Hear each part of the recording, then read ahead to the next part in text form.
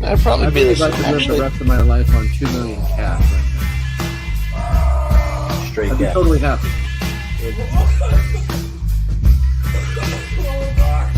Yeah, 'cause I'm delayed, so I'm gonna kick McNeil out if he fucking pulls this shit. Tony B 420 Pod. Welcome, guys. How are you?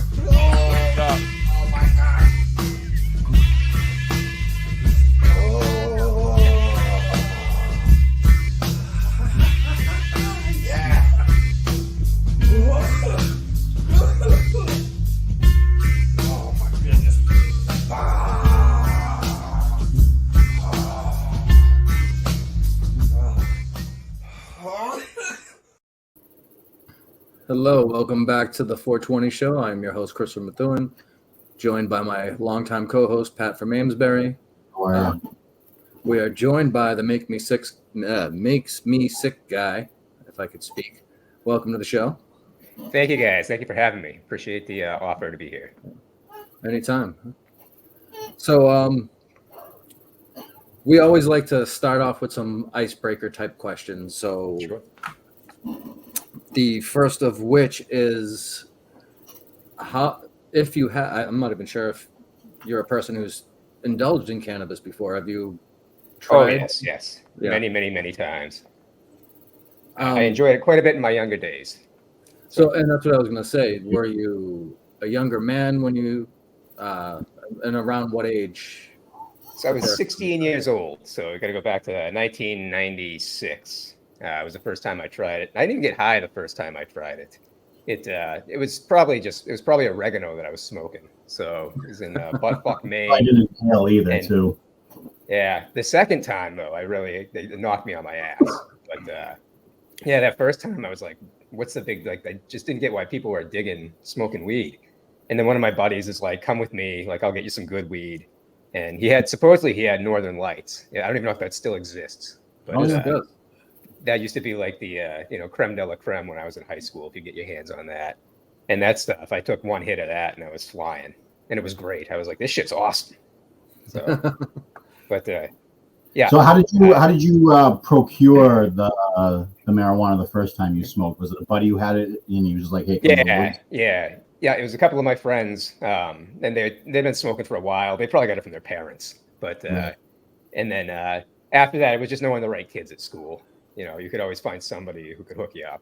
So Absolutely. and a lot of people, like I said, I grew up in like Buttfuck, Maine, and there were a lot of kids that would just grow their own. Like they go in their backyard, like out in the woods, and they'd have a stash that they grow. So Those kids now all have dispensaries. There's so many dispensaries Right? in there, it's ridiculous. They're making money hand over fist. So, at some point, it's gotta get oversaturated, but it doesn't seem to be yet. Yeah, no, it's a huge industry. So it's getting bigger every year too. For sure. Just has to catch up. Maine is where I usually go to get my concentrates, my edibles, my pens, my cartridges. Just because the prices are just so much better and the quality is so much better because they're so far ahead of the game because they were medically since like I think 99. Wow. So All right. Yeah. big jump on the mass scene so far. Yeah, I remember I went to a dispensary up there this past spring, and they have seltzers here, but the seltzers you could get up there were actually 10 milligram seltzers. The ones around here I think are only 5. Yeah, 5 is usually in mass. Yeah, Yeah. that's not going to do much for me. No, but we went over when Blind Mike was on. You could drink 4 or 5 of those, and it's like drinking beers. Yeah, not even. For me, it's not a little bit different. I don't even indulge that much. Maybe once, twice a year if I'm on vacation, and I'll usually stick to edibles. Or I like the seltzers though, because it's kind of quick on, quick off. Yeah. So it's definitely one of those where you could probably have one, and even an hour or two later have another one. It's not like with edibles, somebody I'm pretty naive to the THC because I don't do it enough. if I do more than 10 milligrams of edibles, like it's lights out. Like I have a hard time. I kind of get paranoid. It's the opposite effect of where I should be. So Right. See, a lot of people, I hear that story a lot with people that's like, even 20 milligrams is the end. I've always I thought I was taking a step back when I was telling myself don't do more than 100 at a time, and I was, and then I had kind of stayed off edibles for kind of a while, and then we went to the Saco Drive-In for the Kirk show, and I ate one what should have been about 100 milligrams, and it was homemade, so I was, you're guessing on the oh who knows then? dosage. And not only was I fucked up, but I ended up throwing up the fucking chili that I ate. I missed the whole show sitting in Pat's car.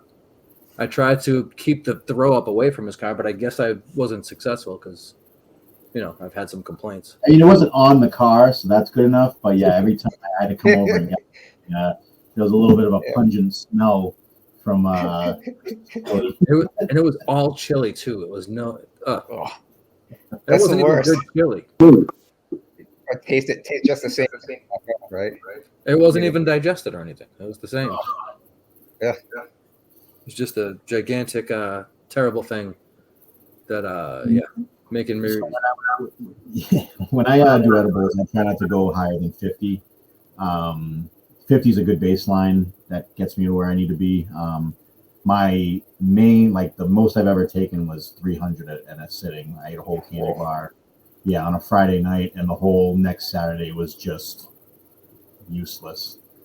Yeah, that's the thing with the edibles too. That I think a lot of people don't really realize. You take the edible, maybe you don't feel anything for the first hour or two. You start taking more and more and more, and that's when it catches up because it takes a while to digest. So Yeah, if you smoke it. You got to give yourself sorry, a good 45 minutes to an hour to find out if the edible is working at all. Yeah. Yeah, and even then, I mean, depending on your metabolism, your tolerance, and then depending on the how many milligrams too, it can stay in your system for a while. You're digesting that up to 4, 5, 6 hours, and even like you said, the next day, you're still working through that. So it's got to get to your small intestine to really be absorbed. So correct. Yeah. I've lost multiple weekends taking high dosage on a Friday and not feeling okay until Monday morning. Have you ever had hallucinations before from taking high amounts?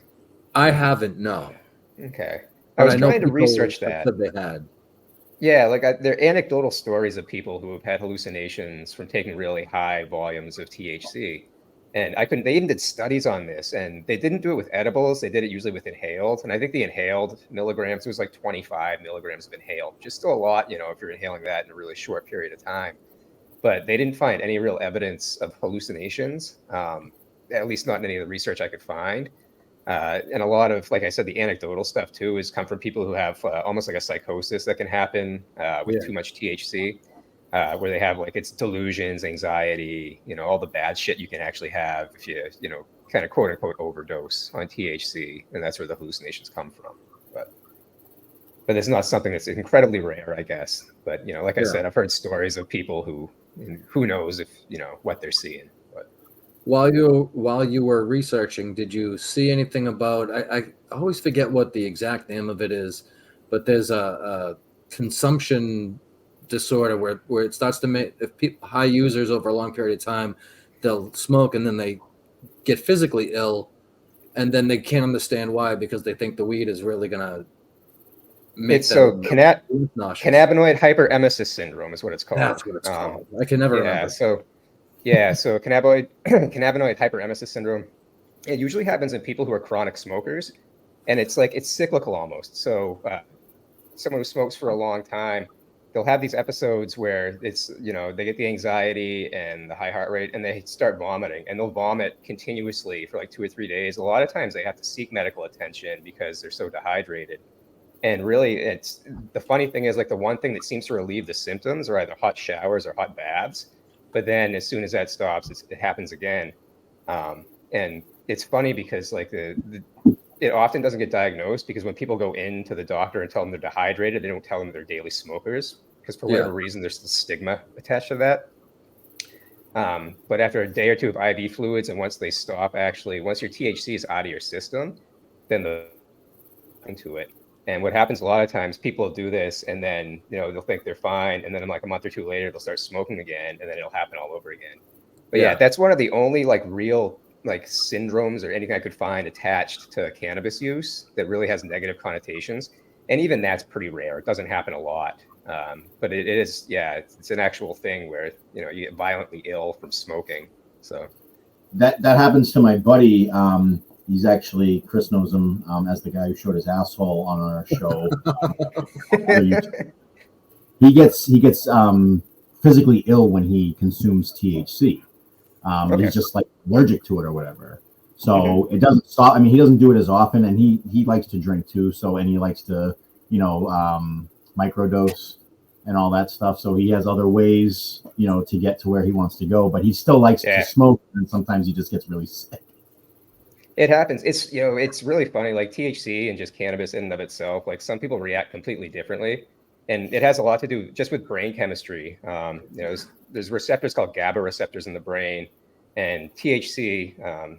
So it binds to, cannabis attaches to these receptors, CB1 and CB2 receptors. The CB1 receptors are all over the place. There's a lot of them in the brain. You have some in the digestive tract, the liver, lungs, kidneys, smaller amounts. The CB2 receptors are pretty much like on immune cells. But for some people, for whatever reason, when they take in the THC, like people who are quote unquote normal, like the average person, that THC is going to kind of help those GABA receptors start to work. And those GABA receptors, when they start to work, those start to kind of slow down like neuronal activity in the brain. So they have effects on part of the brain that control anxiety and fear. That's why you kind of feel, euphoric and calm with the weed, and it helps you. Some people have the complete reverse reaction though, where when they smoke, instead of having that, feeling of euphoria, they get the anxiety and they get, fast heart rate. And that can also lead to the nausea and everything else. So it really varies person to person. Well, I feel bad for those people though. Yeah, no, I felt bad for this buddy of ours. We call him Mima, and he doesn't normally indulge in THC, but at Saco, he was like, "Oh, I'll bite the head off a gummy bear," and hey, can you pass me that joint? I'll take a couple hits, and then I told him just to eat the ear. Just the ear. I think he ate the whole head. And I got a text message. Was it one of the big ones? How big was it? Chris made him big. It was 100 milligrams, but it was a big chunk of gummy. But I told him literally just to nibble the ear off because he didn't do it often. And he didn't listen. And he was asking me, when am I going to stop sweating? Because I feel like I sweat fluid right now. So when does the sweating stop? And when am I going to start to feel normal? And now it's the whole, the 420 guys drugged me at Saco. I didn't drug anybody except myself. Yeah, right. He asked for that pre-roll. He asked for a couple hits off that. I did not say, "Hey, you want to hit?" He asked for it. So. Oh yeah, he was a willing participant. Actually, he sought it out and asked. He should have known what he was an adult, right? A consenting adult. He was a legal activity. Adult. He should have known what he was getting himself into. Adult may be pushing it with his. Well, legally, he's an adult. Legally, he's an adult. Mentally, maybe not. Somewhere else. But he's a good guy. It's a good guy. I like Mima a lot. So all that being said, so you said that you smoked in your early years, and then more recently, if you're going to indulge, you prefer an edible. Would you call that your favorite means of consumption? Would be an edible? Probably, yeah. I mean, I'm a really active guy, use my lungs a lot. So smoking anything kind of slows me down a little bit. Like, honestly, right. Donuts to dollars, I'd probably rather smoke just because I feel like you get a better high from it. But it doesn't last quite as long as the edibles. I've always felt, I've had more fun, I think, with smoking, but it's just, the way my lifestyle plays out now, the edibles just seem more convenient for me. So like I said, and the seltzer, I think I like even more than the gummy edible, just because it's a quick on, quick off. So I have really bad obsessive compulsive disorder and control issues. So being out of control for too long, I start to kind of freak out a little bit. So makes sense. Yeah. My favorite form of consumption has always been smoking. I'm an over a pack a day cigarette smoker, so I'm not nearly as active as you. I put a lot more terrible stuff inside my lungs than it sounds like you do.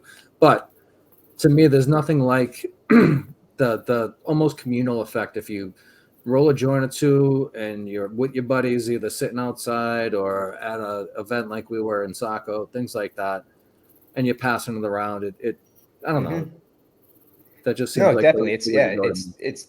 It's part of the experience. It's a bonding thing, and it goes back to the first days of our forefathers when they were smoking. They weren't eating edibles. They were Yeah. probably using pipes, but eventually they rolled and smoked, and For sure. all the way back from from George Washington to Willie Nelson to fucking today. Yeah. George Everyone in Washington. between. So I noticed while I was looking you up, or I've watched a few of your episodes, but I noticed right before coming on, so I made sure I got the name of your show right and all that. But it seems like you haven't done one in a couple of weeks. The last one was the colon cancer episode. Do you have? Yeah, I've been busy, so I haven't. I had one plan that I was going to do on diabetes, diabetes type 1 actually, but it just never. My Good for guess the never marathon worked world. out. What's that? That seems like yeah, it would fit diabetes the marathon world. definitely. Yeah, For sure. So I just haven't had the opportunity to do one. I've been busy with work, and then I've got a bunch of family stuff going on too. But yeah, it's something. When I first started, my goal was to put one out like I was hoping to do one every 1 to 2 weeks, and it's just kind of fallen off the last month or so. But there will be episodes in the future. So, and I'm always looking for anybody who wants to share their story. Let me know. I'm more than happy to come on and discuss whatever with anybody. So it's everybody's got somebody in their own personal life or somewhere else who's probably been sick or has an illness, or maybe they're curious about something. But I'm always, like I said, find me on Twitter, direct message me, or even just comment towards me and let me know. And I'm more than happy to talk about anything. So Yeah, I gotta schedule a colonoscopy coming up. I just turned 40, but my father had colon cancer, so they were telling me usually 25 now, but they would want me to get checked now, obviously. So Yeah. You can't just send them a piece of poo in the mail. I don't think it works that way. No, they I think- do yeah, that, though. Cologuard, they send to the They thing. do have, with a family. I don't know if because he has a family history of it and he's never had a colonoscopy. They'll probably want him to have at least one colonoscopy, and then after that, if it looks all right, they may be able to do that for the future. Every 5 years, they'll probably recommend it for him after that. But I think initially, just to definitely get it looked at, because it's highly preventable if you catch it early. So Oh, yeah, it's yeah. one of those things you don't want to. It's not the most comfortable procedure to have done. No one likes a fiber optic tube shoved up their butt. But I Well, mean, I don't know. Some people might like that. hopefully There they'll drug you for definitely it. are They should- people they that should like give me that. some drugs. That sounds good. I'm always down for that. yeah, they usually give you the option of putting you to sleep, I think. They can, yeah. If you ask to be, they'll probably do that, or they might even give you like what they call conscious sedation, where you'll still kind of be awake, but you'll be in a good place. Space camp. Very loopy. I like to say space camp whenever I'm like feeling really good. Good. Speaking of those fiber optic cameras, those are part of the work I do is cleaning and reprocessing medical equipment. So those That's things, right. I'll tell you, Yeah. cleaning those is a shitty job. But I can imagine, quite literally. But boom. Absolutely. Yeah. But if I could go back to the hallucinations, honestly, the first time I remember getting really high, and I was about 18. I mean, I wouldn't say I had like a full-on hallucination, but like that's when I realized that I was fucking high for the first time, because it was just like I was like, "What the fuck's going on?" My fucking buddy was playing techno music, so that didn't help. And I just remember just being like, I mean, obviously, I felt like I was in control of myself. The only time that I ever felt not in control of myself is when I smoked salvia. So I don't know if we can get into that a little bit too. But yeah, I mean, it was just that whole experience. It was a good experience, but I just remember being like, "What the fuck?" And that's Go ahead. That's one of those. Yeah, it definitely. It has that mind-altering experience. It affects so many different parts of the brain. So it'll affect the parts that control like spatial reality, and then parts that obviously motor coordination. All those things. You add them all together, it's going to kind of start to distort reality. And then depending the environment that you're in, if you start adding in, like you said, depending on the music, it enhances, music, the lights, everything. It can definitely have that effect. And that's one of the things that is great about weed in and of itself as a drug, is it can give you all those without a lot of negative side effects that other drugs have. So it's not going to put holes in your brain like ecstasy or kill you like an opioid will. So Yeah. Right. and I think it's great that it's finally being legalized state to state, but nationally, they just need to get on board and decriminalize. Don't even decriminalize it, just make it, get rid of all laws, federal laws anyway, Federal against bullshit. marijuana. There's still Yeah, a large it's amount ridiculous. of people that remember the programming we saw through the 70s and 80s of, Yeah, you know what I mean? Do it once and you'll be addicted and you'll jump off a building. You know what I mean? yeah. All that happy horseshit that we used to be force fed. And then, I think like, I don't know about either of you, but the first time I smoked weed, I was really young. It was by accident. It was a mistake. We didn't know what we were doing. We thought it was cigarettes. But the first time as a teenager that I smoked and realized, all right, nothing bad is happening. And then like a week later, nothing bad happened. And I was like, they fucking lied to me. So then, of course, Yeah. you start to think, well, if they lied about pot, they must be lying about coke. They must be lying about acid. You know what I mean? So you try all these other things, and then you start to realize, well, hold on. No, they weren't lying about that, or at least not as much. there's also, a lot of it's, it goes all the way back to, was that like Hearst, who kind of, in the paper companies, Yeah. tried to kind of, they were trying to get rid of hemp, and they wanted to kind of, and so all the lobbyists, there was about a lot of lobbying, just trying to really kind of push paper production out of hemp into using, whatever else they're using, wood. And that's where the name marijuana comes from. They found, instead of calling it cannabis, they found a particular strain of like Mexican weed that was like, it would just grow wild. They always called it ditchweed, but it just grew wild, and it was called marijuana, but it was cannabis. You know what I mean? But they thought, well, this is a Spanish sounding name. It's more scary. And they started using that as part of the the smear campaign against it, and it worked. Yeah, and it's been going on now for like over 100 Especially years. once Nixon got on board. Tricky Dick, man. Yeah, it What the certainly. And And Harry then Ansel- Ronnie with his war on drugs that just never Yeah, really, well, it was just Nancy. a waste of time and money. And Nancy, yeah. I think it's Just funny say no. because when boobs. Kirk talks about, he calls you guys druggies and stuff. He's like, but Kirk still has this really antiquated kind of attitude towards a lot of that. And I think that probably comes from just the, how when you were a kid that was drilled into your brain that anyone that touches drugs is some kind of drug addict loser. Yeah. It's such a misconception. It's, it's a, Well, it's there's a trope. degrees, right? And there's Yeah, still absolutely. people. Yeah. There are still people that feel like marijuana is the gateway drug to everything else, and I'll always will argue that no, that's alcohol. If you want to define a gateway drug, it's alcohol. If the first one you start with, if you're going to abuse something, that's the first thing you abuse 9 times out of 10. So alcohol is the worst drug that we have in this country. It's perfectly legal. Again, this goes back, I think, to a lot of lobbying. I actually have, because I was looking this up, I have statistics, right? So let me kind of run down, comparing a few things here, okay? So every year in the U.S., more than 140,000 people die from alcohol use, okay? Prescription drugs, 128,000 people die from them every year, all right? How many weed deaths were there this past year? You guys know? 0. Absolutely nothing, all right?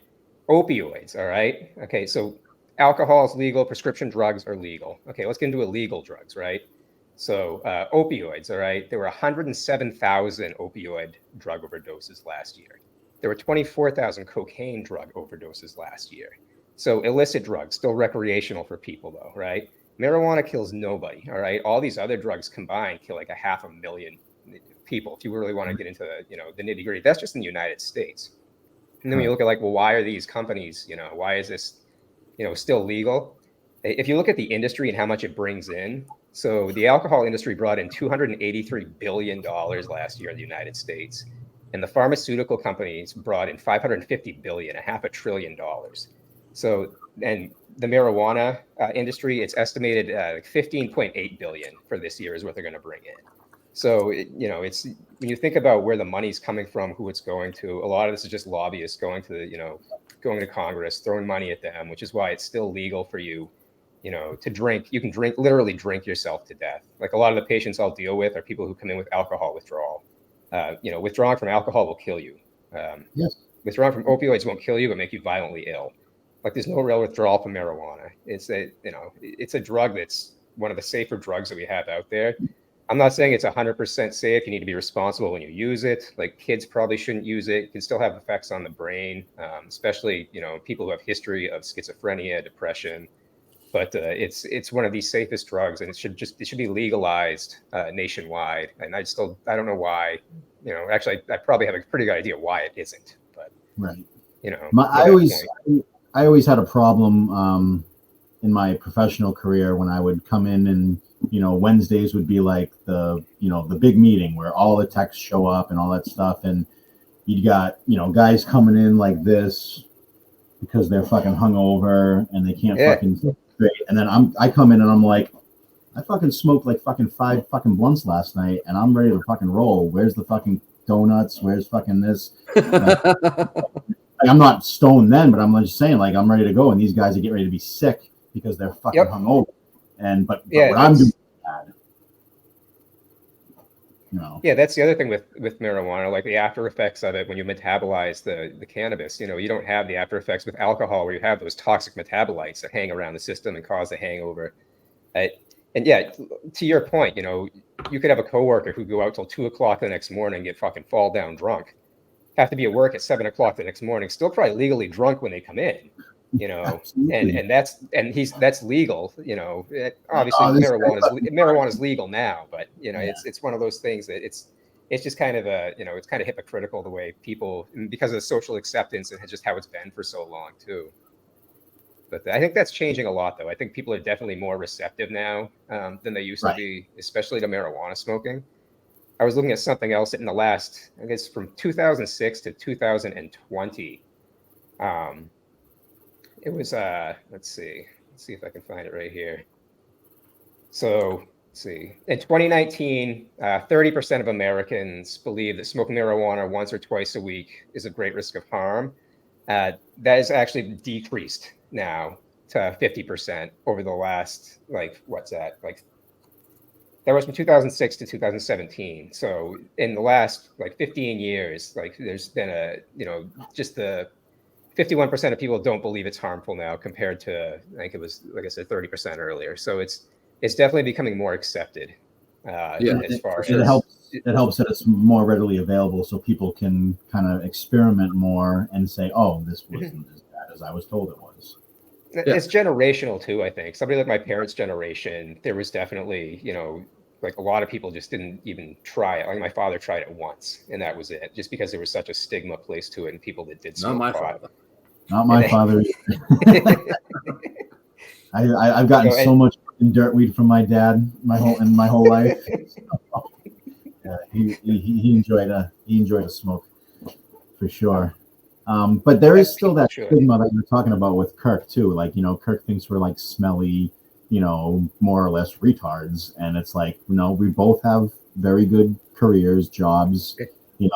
We're not like idiots who work at Walmart and kind of like own homes, drive decent cars. We enjoy money on his live shows. Yeah, we enjoy getting high, but we're also responsible. I mean, we're not very entertaining, but I mean, I can be not entertaining when I'm not high as well. So I love you guys. I don't know. I think you're great. I appreciate you, buddy. I'm Absolutely. A big fan. Beauty. And I mean, if Kirk's always wanted to have conversations with people he disagrees with, like how come he hasn't come on your show yet to kind of talk about it? Well, you guys invited him? We've never extended the invite, and we've had a couple of invites ourselves to the studio that have kind of fallen through. So now that the producer situation has been settled and we actually have a 420 friend in Andrew Augustus, we will probably reach out and see if we can get in the studio.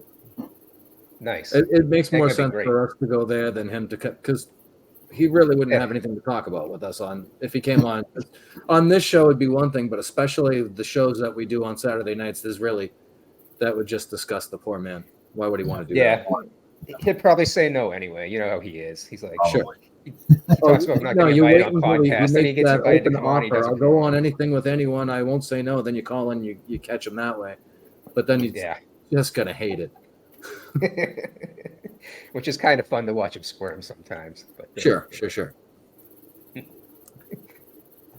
But and on that note, I think I've run through my questions. So if I don't know if you guys have, Pat, if you have any other topics you would like to delve into, or Yeah, I just mentioned the salvia for a little bit.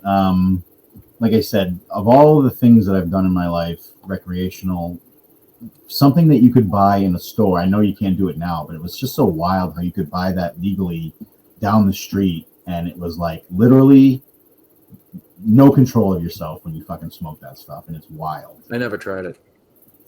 Lucky you. yeah, a lot of those and that's a naturally occurring like plant, but it's one of those things. Right. There's kratom is another one that, and then they have also like synthetic THC. That shit's The dangerous. synthetic Because THC, a lot of I that, don't want to fuck with.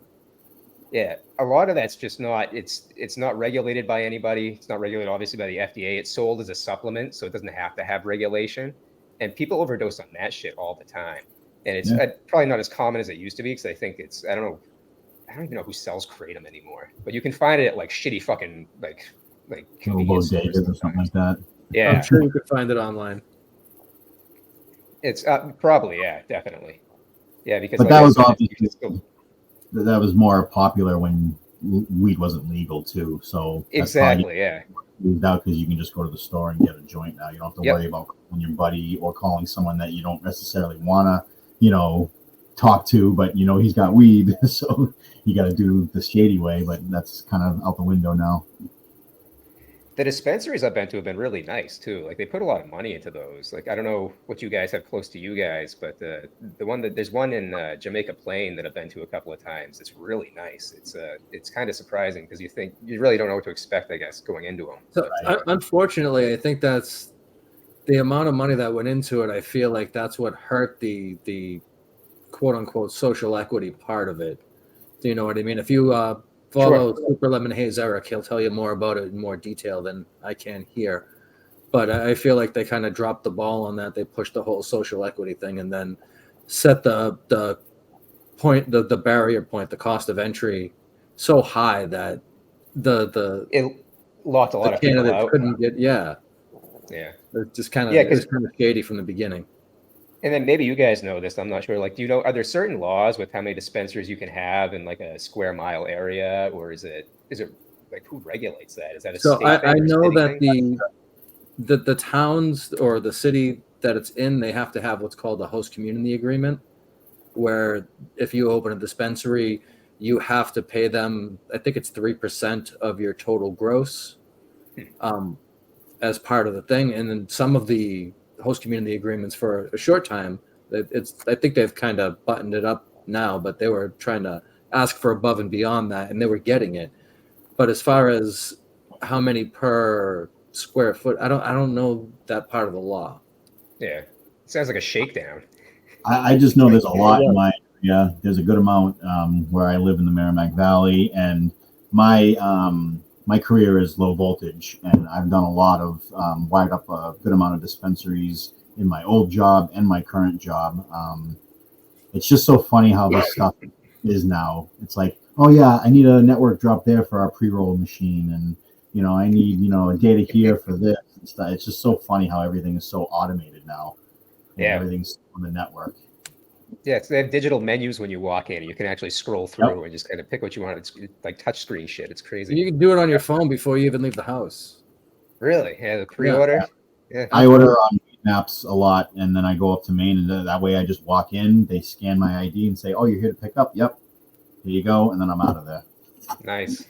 Yeah. So sweet. It's beautiful. Who would have thought when 20 years ago, I was dreaming about being able to just go to a store and get like a pack of pre-rolls or something like that. Like you could just go to the store and get a 6-pack. And now, or every once in a while, you'd see the mock-up of an ad for Marlboro, and it would be the green package, and it'd be joints inside instead of cigarettes. Here we are. And now, here we are.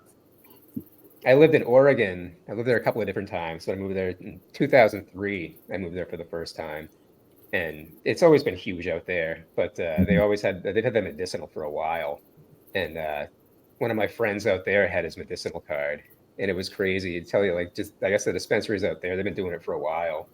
But he'd go to a dispensary and come back like, holy shit, dude! Like, you just go to the fucking store and get this shit. He's like, yeah, like, just gotta have the right card. I'm like, holy shit. Yeah.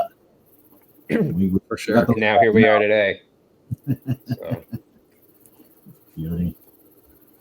so if I was thinking, this is all really interesting stuff. Like, I hadn't done a ton of research before talking to you guys just about, cannabis and THC and how it affects the brain and if it can make you sick and all that stuff. I'm thinking I might do just a short podcast as a companion piece to this, if you don't mind. Just kind of doing the more scientific angle, kind of getting a little more in depth about the parts of the brain that are affected and then how it affects the body and all that stuff. So Sure. I'll Definitely make do sure that. that I'll give it a listen. I'll make sure to have this drop before I put mine out. That way, We're People can hoping take this a will listen come to out this. this coming Saturday. excellent. I don't think they'll have to do much How's- editing in this. Did Augustus reach out to you guys about the network and ways to improve it? And he shot me like a quick direct message like last I week. had already been talking to him, not necessarily about that, but he was familiar. We had some issues with Menners. Yeah. One of the shows we had put on, the on again, off again co-host we would have, Tony, made a like super fast eye reference gesture, and that got Menners all upset, and he yelled about it, and he had us banned from the network. But then Kirk came to our rescue and put us back on. Yeah, I remember the whole. I think it was before I was on the It was the network. I whole remember thing. the whole fiasco with that, and I think a lot of people have had. I haven't had any issues with Menners. He's actually been really good for me. It's good for me, but at least polite, and he's been professional when I've dealt with him. But it seems like more than a couple of people have had issues with him. So I think he's done a good job with the network. But at the same time, I don't have a dog in the fight at the moment. So Maybe we'll have a sit down with good old Pigback. We'll figure it out. Chris is getting yelled at. No. Actually, I'm getting some weed dropped off. But Oh, nice. that being said, So a work meeting? not a work meeting now.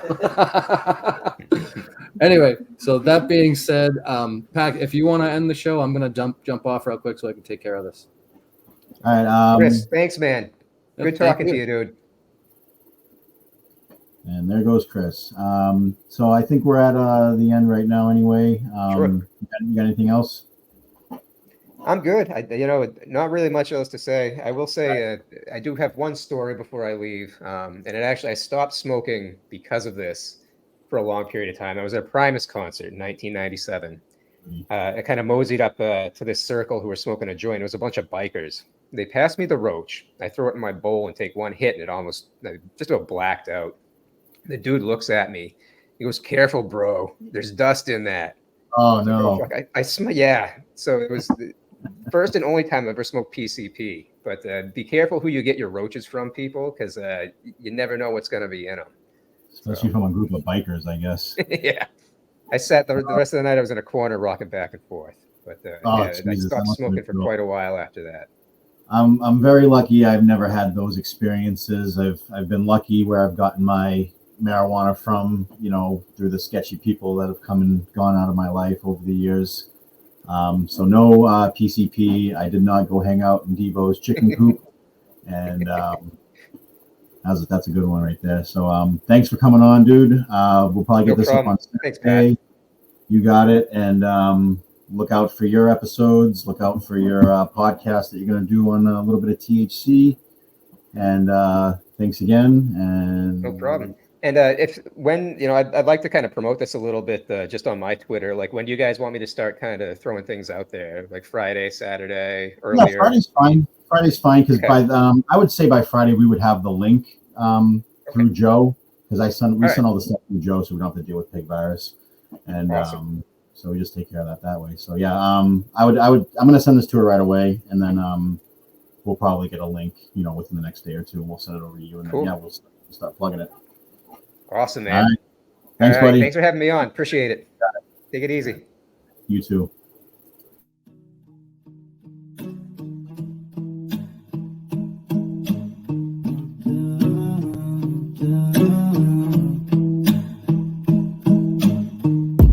Stars falling down, but that's fine with me.